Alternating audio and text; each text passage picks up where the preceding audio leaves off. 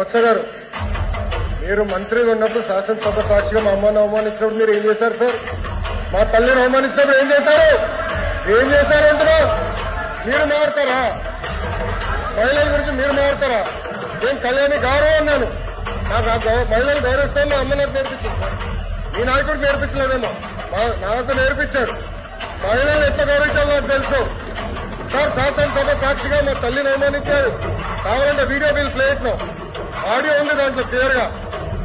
ఒక తల్లి ఆవేదన బాధ నాకు తెలుసు సార్. నేను చూసా. 3 నెలలు పట్టింది మా తల్లి రికవర్ అయ్యడానికి. You please don't lecture me on respecting women. నేను కళ్యాణి గారు అన్నాను. దాంట్లో రికార్డు లేని మేడం గారు అన్నా. ఏకవచ్చంతో ఏనాడు నేను మాట్లాడలేదు సార్. మాకు చిత్తశుద్ధి ఉంది సార్. వినండి సార్, మీకు ఓపిక లేకపోతే బయటకు వెళ్ళండి. No problem. Please listen. మీ తల్లిని అవమానిస్తే మీరు రిటర్న్ మారుతారా? మీ భార్యను అవమానిస్తే మీరు రిటర్న్ మారుతారా? మీరు మాకు లెక్చర్లు ఇస్తారా?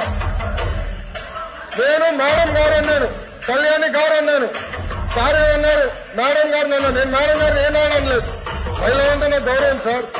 ఆయన ఫార్వర్డ్ రెస్పెక్ట్ ఉంది. అరే మీకేం తెలుసా? అట్లా మారుతా లూజ్గా. ఏం మారుతున్నారు తెలుసా మీకు? ఒక తల్లిని అవమానిస్తే ఎంత బాధపడుతుందో మీకు తెలుసా? నేను చూశాను 3 నెలలు, 100 రోజుల బాధపడలేదు నేను చూశాను. మీరు చూసారా?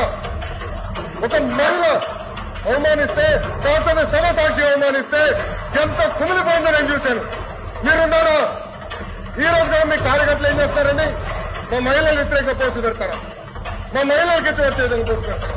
పొరపాటు మా ఒక్క కార్యకర్త భారతిరెడ్డి గారి వ్యతిరేకంగా పోస్టు పెడితే జైలుకు పంపించిన ఘనత తెలుగుదేశం పార్టీది. అది మాకు చిత్తశుద్ధి. మీలో కాదు.